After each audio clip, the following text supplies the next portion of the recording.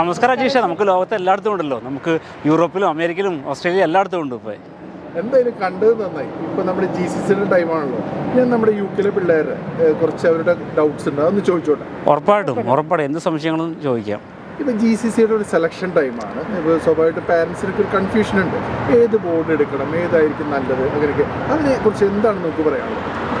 Exam ബോർഡ്സിനെ കുറിച്ച് വലിയൊരു ആശങ്ക വേണ്ട ആവശ്യമില്ല. അത് ബേസിക്കലി നാട്ടിൽ CBSE ബോർഡ്സും ICSEയും സ്റ്റേറ്റ് സിലബസും ഉണ്ട്. അങ്ങനെ ഒരു ആശങ്കപ്പെടുത്ത ഇതില്ല. ഇവിടെ ബേസിക്കലി നാഷണൽ കരിക്കുലമാണ് ഫോളോ ചെയ്യുന്നത്. അപ്പോൾ ഇവർ പഠിക്കുന്ന കീ ടോപ്പിക്സ് എല്ലാം സെയിമാണ്.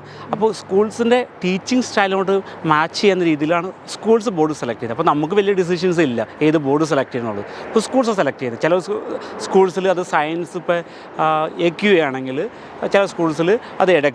ചിലപ്പോൾ അതേ സെയിം സ്കൂളിൽ തന്നെ അവർ ചിലപ്പോൾ മാത്സ് OCR ആയിരിക്കും. അപ്പോൾ ബേസിക്കലി ഇപ്പോൾ ബോർഡിനെ കുറിച്ച് ഞാൻ ഒരു ബ്രീഫ് ഓവർവ്യൂ പറയാം. അപ്പോൾ പ്രധാനമായിട്ടും ഇംഗ്ലണ്ടിൽ 3 ബോർഡാണ് പ്രധാനമായിട്ടും ഉള്ളത്. ഒന്ന് AQ ബോർഡാണ്, ദെൻ എഡെക്സിലുണ്ട്, OCR ഉണ്ട്. വെയിൽസിലാണെങ്കിൽ അത് WJEC ബോർഡാണ്, നോർത്തേൺ അയർലൻഡ് CCA ആണ്. അപ്പോൾ നമുക്ക് പാരൻസിന് വലിയ റോളില്ല ഏത് സെലക്ട് ചെയ്യുന്നുള്ളത്. അപ്പോൾ കീ ടോപ്പിക്സ് നാഷണൽ കരിക്കുലം അവർ പഠിപ്പിച്ചേ പറ്റൂ. അപ്പോൾ അതിൻ്റെ എക്സാം സ്റ്റൈൽസിനകത്ത്, എക്സാം ഫോർമാറ്റിങ്ങിനകത്താണ് പ്രധാനമായിട്ട് വ്യത്യാസം വരുന്നത്.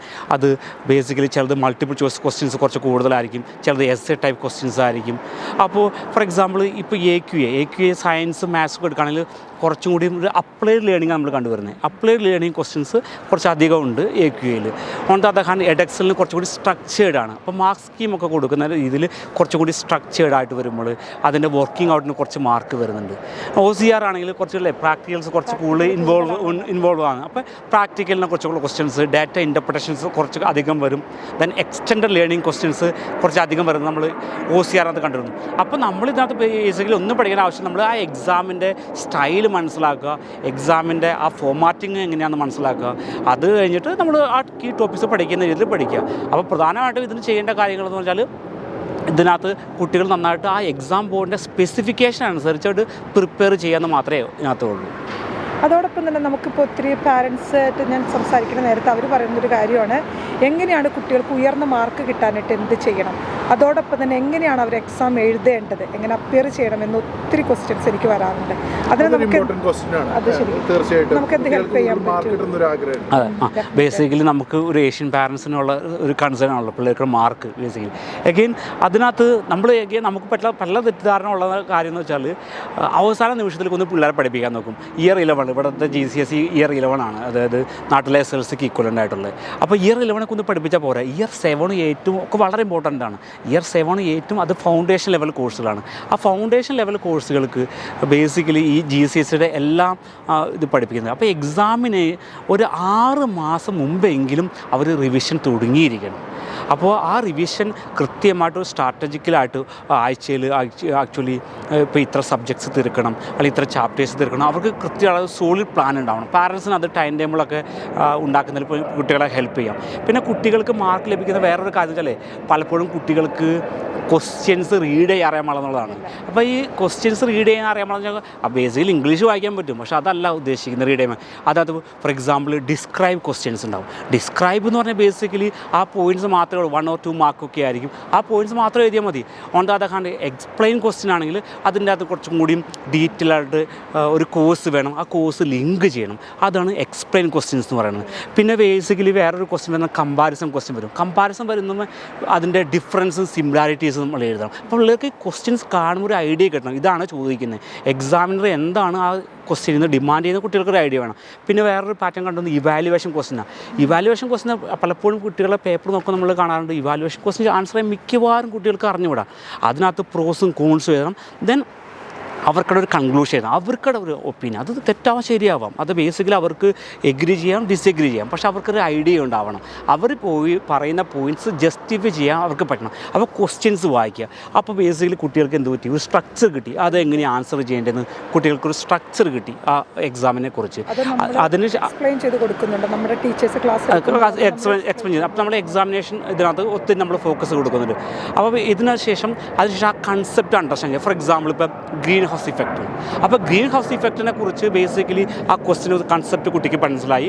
അപ്പോൾ നമ്മൾ ഇതിനെ ക്യൂ മെത്തേഡ് എന്ന് പറയും, CUE.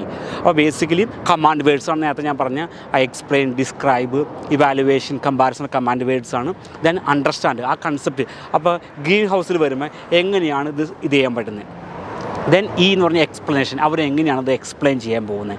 അപ്പോൾ അതനുസരിച്ച് എഗെയിൻ മാർക്കിനനുസരിച്ച് അവിടെ എഴുതണ്ടേ. പലപ്പോഴും കുട്ടികൾക്ക് പറഞ്ഞാൽ ഒരു മാർക്കിൻ്റെ ക്വസ്റ്റിന് വേണ്ടി ചിലപ്പോൾ ഒരു 4-5 സെൻറ്റൻസ് എഴുതും. അതൊക്കെ സമയം പോകും. ഇപ്പോൾ ഇവിടെ UK ഒരു റൂൾ ഓഫ് തമ്പ് എന്ന് വെച്ചാൽ 1 മാർക്ക് 1 മിനിറ്റ്. അതാണ് എപ്പോഴും അത് ഫോളോ ചെയ്തേ പറ്റൂ, അല്ലെങ്കിൽ സമയം കിട്ടത്തില്ല. ടൈം മാനേജ്മെൻറ്റ് വളരെ വളരെ ഇമ്പോർട്ടൻ്റ് ആണ്.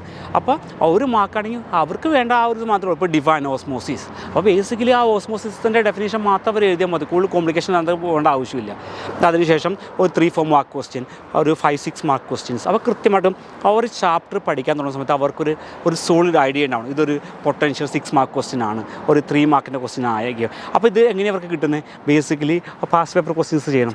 പാസ്റ്റ് പേപ്പർ ക്വസ്റ്റ്യൻസ് വളരെ ഇമ്പോർട്ടൻ്റ് ആണ്. നമ്മുടെ നാട്ടിൽ എഗെയിൻ പലപ്പോഴും പാരൻസ് റോഡ് ലേണിംഗ് പലപ്പോഴും ഇവിടെ പ്രോത്സാഹിപ്പിക്കാൻ. റോഡ് ലേണിംഗ് ഞാൻ നേരത്തെ പറഞ്ഞു എക്സാം ബോർഡ്സിൻ്റെ കാര്യം, പ്രത്യേകിച്ച് AQA പോലെ ഇവിടെ മിക്കവാറും സ്കൂൾസിൽ AQA ബോർഡ് കണ്ടുവരുന്നു. അപ്പോൾ റോഡ് ലേണിംഗ് വളരെ ഡിഫിക്കൽട്ടാണ് പിള്ളേർക്ക്. കാരണം അത് നമ്മുടെ നാട്ടിലൊരു എക്സാം സ്റ്റൈലല്ല. ഇവിടെ എക്സാമിനേഷൻ ബേസിക്കലി ചിന്തിക്കുന്നത് അവർക്ക് ക്രിട്ടിക്കൽ തിങ്കിങ് ആണ്, അവരുടെ അനലിറ്റിക്കൽ സ്കിൽസും ഉണ്ട്, അവർക്ക് ടൈം മാനേജ്മെൻറ്റ്സും ഉണ്ട്, അവർ ഡാറ്റ ഇൻ്റർപ്രിട്ടേഷൻസ് ഉണ്ട്, അവർക്ക് എക്സ്റ്റൻഡ് റേറ്റിംഗ് ഉണ്ട്, അവരെങ്ങനെയാണ് ആ ലോജിക്കലി സ്ട്രക്ചർ ചെയ്യുന്നത്, ഇതെല്ലാം നോക്കുന്ന പോയിൻറ്റ്സ് ആണ്. അപ്പോൾ കുട്ടികൾക്ക് ഇതിനെക്കുറിച്ചൊരു സോളിഡ് ഐഡിയ ഉണ്ടായാൽ മാർക്ക് ഗെയിൻ ചെയ്യാൻ. മാർക്ക് കിട്ടൽ എളുപ്പമാണ്, പക്ഷേ ഒരു 5 വർഷത്തെ ഒരു പാസ്റ്റ് പേപ്പർ ക്വസ്റ്റ്യൻസ് ചെയ്യുമ്പോൾ അവർക്ക് ഏകദേശം ഒരു പാറ്റേൺ കിട്ടും. ക്വസ്റ്റ്യൻസിൻ്റെ സ്റ്റൈൽ, ഇതെങ്ങനെയാണ് ക്വസ്റ്റ്യൻസ് ചോദിക്കുന്നത്, ഇങ്ങനെയൊക്കെ. ഫോർ എക്സാമ്പിൾ ഇപ്പോൾ ബയോളജി എടുക്കുകയാണ്, സെൽ ബയോളജിയിൽ എന്തൊക്കെ ക്വസ്റ്റ്യൻസ് വരാം, അല്ലെങ്കിൽ സെൽ സ്ട്രക്ചറിൽ എന്തൊക്കെ ക്വസ്റ്റ്യൻസ് വരാം, ഇപ്പോൾ കെമിസ്ട്രിയിൽ ഇപ്പോൾ കെമിക്കൽ ചേഞ്ചസിൽ എന്തൊക്കെ ക്വസ്റ്റ്യൻസ് വരാം, ഫിസിക്സിൽ എനർജിയിൽ എന്തൊക്കെ ക്വസ്റ്റ്യൻസ് വരാം, ഏതൊക്കെയാണ് അതിൽ typical 6 mark 4 mark 3 mark 1 mark 2 mark. അപ്പോൾ ബേസിക് ഓരോ ചാപ്റ്റർ തുടങ്ങുന്നതിന് മുമ്പ് ഞാൻ എപ്പോഴും പറയും അവർക്ക് ജസ്റ്റ് ഒന്ന് ഔട്ട്ലൈൻ ചെയ്യുക. അത് പല പല മെത്തേഡ്സ് ഉണ്ട്. അവർക്ക് വേണമെങ്കിൽ ഇപ്പോൾ ഈ പറഞ്ഞ മെത്തേഡ് എൻ്റെ സജഷൻസ് മാത്രമേ എല്ലാം വർക്ക് ചെയ്യണമെന്നില്ല. ചിലർക്ക് മൈൻഡ് മാപ്സ് ഉപയോഗിക്കാം, ചില കുട്ടികൾക്ക് മൈൻഡ് മാപ്സ് വർക്ക് ചെയ്തില്ല. അപ്പോൾ കുട്ടികൾക്ക് തന്നെ ഒരു ഐഡിയ കിട്ടും. ഒരു ട്രയൽ ആൻഡ് എററാണ്. ചിലർക്ക് ബേസിക്കലി ഇപ്പോൾ എന്താ പറയുക നോളജ് ഓർഗനൈസേഴ്സ് ഉപയോഗിക്കാറുണ്ട്. അപ്പോൾ അവർക്ക് അറിയാവുന്ന ആ ടോപ്പിക്കിനെ കുറിച്ച് അറിയാവുന്ന പോയിൻറ്റ്സൊക്കെ ഒരു പേപ്പറിൽ എഴുതുക. അവർ തന്നെ പാസ്റ്റ് പേപ്പർ നോക്കുമ്പോൾ തന്നെ അവർ തന്നെ മാർക്ക് ചെയ്യുമ്പോൾ ഒരിക്കലും ലീനിയൻ്റ് ആവരുത്.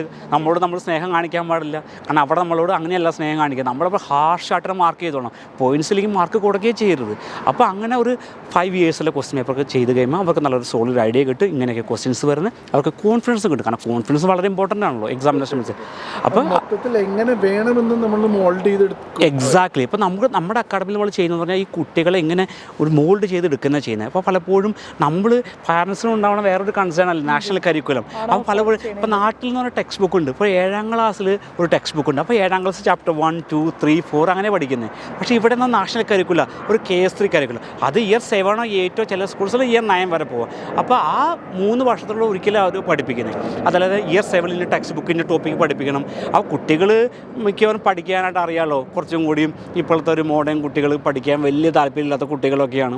അപ്പോൾ കുട്ടികളൊരു റീസൺ നോക്കിയാണ് അയ്യോ ഒന്നും വർക്കില്ല അല്ലെ പഠിപ്പിക്കുന്നില്ല എന്നുള്ള ഇത് വരും. അപ്പോൾ നാഷണൽ കരിക്കുലം ഫോളോ ചെയ്യുമ്പോൾ ബേസിക്കലി ഇതൊക്കെ ഈസിലി ഡൗൺലോഡബിളാണ്. നമ്മുടെ നമ്മുടെ വെബ്സൈറ്റിൽ പോയാൽ കൃത്യമായിട്ട് ഗവൺമെൻറ് വെബ്സൈറ്റിൽ കൃത്യമായിട്ടുമുണ്ട്. അപ്പോൾ ഇത് നാഷണൽ ഇപ്പോൾ KS3 ആണ്. KS3 നാഷണൽ കരിക്കുലം കൊടുക്കുക, GCSE നാഷണൽ കരിക്കുലം കൊടുക്കുക. അപ്പോൾ നേരത്തെ പറഞ്ഞ പോലെ ഏത് ബോർഡിനായാലും നാഷണൽ കരിക്കുലം ഫോളോ ചെയ്തേ പറ്റൂ, കീ ടോപ്പിക്സ് പഠിപ്പിച്ചേ പറ്റൂ. അല്ലാതെ ഒരു എക്സാം ബോർഡ് ഈസി, ഒരു എക്സാം ബോർഡ് ഡിഫിക്കൽട്ട്. യൂണിവേഴ്സിറ്റീസ് ഒരു പ്രിഫറൻസും കൊടുക്കുന്നില്ല. ഒരു എക്സാം ബോർഡിനും AQA പഠിച്ചുകൊണ്ട് ഞാൻ ഒരു എക്സ്ട്രാ വെയിറ്റേജ് കൊടുക്കാം, അല്ലെങ്കിൽ OCR പഠിച്ചുകൊണ്ട് എനിക്ക് കുറച്ച് മാർക്ക് കുറവ്, അങ്ങനെയല്ല. കാരണം ഇവിടെ എല്ലാം ആപ്പിൾ ടു ആപ്പിൾ കമ്പാരിസണാണ്. അപ്പോൾ അവരുടെ ഗ്രേഡ് ബൗണ്ടറീസും എല്ലാം മോറോർലെസ് സെയിം ആയിരിക്കും. അപ്പോൾ അല്ലാണ്ട് ഒരു പഠിച്ചുകൊണ്ട് ഗ്രേഡ് ഞാൻ ഈസി ആയിട്ട് കിട്ടുന്നോ അല്ലെങ്കിൽ മാർക്ക് കിട്ടില്ല എന്ന് അങ്ങനെയൊന്നുമില്ല. അപ്പോൾ കുട്ടികൾ സിസ്റ്റമാറ്റിക്കായിട്ട് സ്മാർട്ടർ വേയിൽ പഠിക്കുക എന്നുള്ളത്. ഇഷ്ടംമാതിരി പഠിക്കാനുണ്ട്, കണ്ടമാനുണ്ട്. ഇപ്പോൾ മാത്സിനൊക്കെ തന്നെയായാലും ഒത്തിരി ടോപ്പിക്സ് പഠിക്കാനുണ്ട്. അപ്പോൾ കുട്ടികൾ അവർക്ക് വളരെ ചെറുപ്പത്തിലേ തന്നെ സ്മാർട്ടർ വേയിൽ, കാരണം ഇവിടുത്തെ ഒരു സ്റ്റഡി കൾച്ചർ അതും പലപ്പോഴും തെറ്റിദ്ധരിക്കപ്പെട്ടൊരു സംഗതിയാണ്. ഇവിടുത്തെ സ്റ്റഡി കൾച്ചറിന് ഇൻഡിപെൻഡൻറ്റ് ലേണിങ്ങിന് കുറച്ച് ഇമ്പോർട്ടൻസ് കൊടുക്കുന്നുണ്ട്. അപ്പോൾ കുട്ടികൾ തന്നെ പഠിക്കാനുള്ള കുട്ടികൾ തന്നെ പഠിക്കും. പക്ഷേ നമ്മൾ പുഷിങ് അല്ല, ഒരു പോസിറ്റീവ് മോട്ടിവേഷൻ കൊടുക്കണ്ടേ. അപ്പോൾ അത് പറയുമ്പോൾ ഒരു കാര്യം കൂടി ചോദിക്കാനുണ്ടാവും. നമ്മുടെ എല്ലാ പാരൻസിൻ്റെയും, പ്രത്യേകിച്ച് ഇന്ത്യൻ പാരൻസിൻ്റെ ഒരു ആഗ്രഹമാണ് കുട്ടിക്ക് ഏറ്റവും നല്ലൊരു ഭാവി വേണം. അതിൽ പാരൻസിൻ്റെ റോൾ എന്താ ഒരു നല്ല ഭാവി ഉണ്ടാകുന്നത്? അത് നല്ലൊരു ക്വസ്റ്റ്യനാണ്. കാരണം പാരൻസിനാണ് വലിയ റോളല്ല. കാരണം ഇപ്പോഴത്തെ നമുക്കറിയാം വളരെ ചെറിയ ഫാമിലീസിലാണ് നമ്മൾ താമസിക്കുന്നത്. നാട്ടിലാണെങ്കിൽ നമുക്ക് കുറച്ചും കൂടി ഇമ്പാക്റ്റ് ഗ്രാൻഡ് പാരൻസിൻ്റെ ഇമ്പാക്ട്സ് അല്ലെങ്കിൽ പിന്നെ ഒരു കുറച്ചും കൂടി സ്റ്റഡി ഓറിയൻറ്റഡ് കൾച്ചറാണ് നാട്ടിൽ.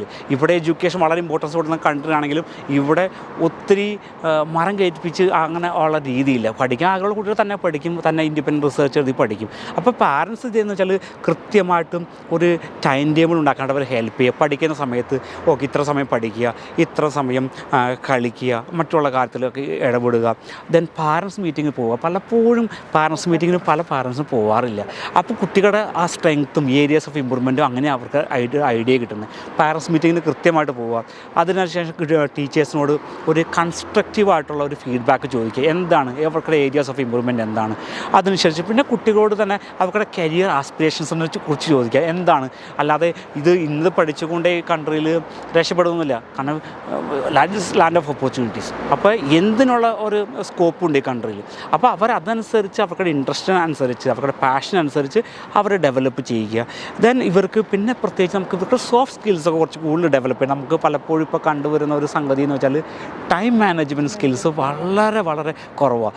പലപ്പോഴും നമ്മൾ ചോദിക്കുമ്പോൾ ഒരു ക്വസ്റ്റ്യൻ എന്ന് പറഞ്ഞാൽ ഇവർ പഠിക്കാണ്ട് സ്പെൻഡ് ചെയ്യുന്നത് ദിവസത്തിൽ അരമണിക്കൂറൊക്കെയാണ്. പക്ഷേ സ്ക്രീൻ ടൈം നോക്കുമ്പോൾ 10-12 മണിക്കൂറാണ്. അത് വളരെ ഷോക്കിംഗ് ആണ്. അപ്പോൾ ഇവർക്ക് ടൈം മാനേജ്മെൻറ്റ് സ്കിൽസ് ഇല്ല. ഇപ്പോൾ ടൈം മാനേജ്മെൻറ്റ് സ്കിൽസ് ഇല്ലെങ്കിൽ ബേസിക്കലി എക്സാമിനേഷൻ അത് റിഫ്ലക്റ്റഡ് ആണ്. കാരണം എക്സാമിനേഷൻ ഈ 1 hour 45 മിനിറ്റ്സിനകത്ത് ഈ ഇത്തരം കാര്യങ്ങൾ ചെയ്തെടുക്കണം. 10, 26, 30 പേജ് അവർ എക്സാം അപ്പിയർ ചെയ്യണം. അപ്പോൾ ടൈം കൃത്യമായിട്ട് ഇഫക്റ്റീവ്ലി മാനേജ് ചെയ്തേ പറ്റൂ. അപ്പോൾ കുട്ടികൾക്ക് പിന്നെ അവരുടെ അച്ചീവ്മെൻറ്റ്സ് അവരുടെ ബേസിക്കലി റിസൾട്ട് അല്ല. പലപ്പോഴും നമ്മുടെ ഒരു സ്റ്റൈൽ ഞാൻ ആരും കുറ്റപ്പെടുത്താൻ അല്ല ഞാൻ പറയുന്നത്. ബേസിക്കലി ഇൻക്ലൂഡിങ് മീ നമ്മുടെ നമ്മൾ റിസൾട്ട് തന്നെയാണ് നമ്മൾ പ്രേസ് ചെയ്യുന്നത്. അവർക്ക് ഇത്ര മാർക്ക് കിട്ടിയ പക്ഷേ അവരുടെ എഫേർട്ട് നമ്മൾ പ്രേസ് ചെയ്യുക. അവരുടെ ഓരോ അച്ചീവ്മെൻറ്റും അത് പ്ലസ് ആണെന്നുള്ളത്. ആ എഫേർട്ട് എടുത്തുല്ലോ, നീ ഇത്ര എഫേർട്ട് എടുത്തുല്ലോ, ആ എഫേർട്ടിനെ പ്രേസ് ചെയ്യുക. കാരണം അവരെ മോട്ടിവേറ്റ് ചെയ്യണം. എപ്പോഴും കുറ്റപ്പെടുത്തിക്കൊണ്ട് പിന്നെ നാട്ടിലെ പോലെ ഒരു റോഡ് ലേണിംഗ് ഒരിക്കലും നിങ്ങൾ പ്രൊമോട്ട് ചെയ്യില്ല. കാരണം അത് ഇവിടെ വർക്കൗട്ട് ആവത്തില്ല. കാരണം ഇവർ കൺസെപ്ച്വൽ അണ്ടർസ്റ്റാൻഡിങ്ങിനെ ബേസ് ചെയ്തിട്ടാണ് ഈ എഡ്യൂക്കേഷൻ സിസ്റ്റം പോകുന്നത്. അപ്പോൾ അവർക്ക് കൺസെപ്റ്റ് ക്ലിയർ ആവണം. ആ കൺസെപ്റ്റ് ക്ലിയർ ആയി അതിനുള്ള അപ്ഗ്രേഡ് ലെവലോട്ട് അവർ കൊണ്ടുവരണം. എന്നാൽ മാത്രമേ ഉള്ളൂ. കാരണം കാണാപ്പാടം പഠിച്ചുകൊണ്ട് ടെക്സ്റ്റ് ബുക്ക് നോളജ് കൊണ്ട് കുട്ടികൾക്ക് ഒരു നല്ല ഗ്രേഡ് കിട്ടൽ വളരെ വളരെ കുറവാണ്. കിട്ടുന്ന കുട്ടികളുണ്ടാവാം, പക്ഷേ വളരെ കുറവാണ്. അപ്പോൾ എഡ്യൂക്കേഷനുമായി ബന്ധപ്പെട്ട് ഇതുപോലത്തെ എന്ത് കാര്യങ്ങൾ അറിയണമെങ്കിലും നമ്മളെ കോൺടാക്ട് ചെയ്താൽ മതി. ഉറപ്പായിട്ട് നമ്മൾ എല്ലാ സപ്പോർട്ടും നമ്മളിവിടെ കൊടുക്കുന്നുണ്ട്. അപ്പോൾ നമുക്ക് കൂടുതൽ ഡീറ്റെയിൽസ് ആയിട്ട് വീണ്ടും കാണാം. Thank you.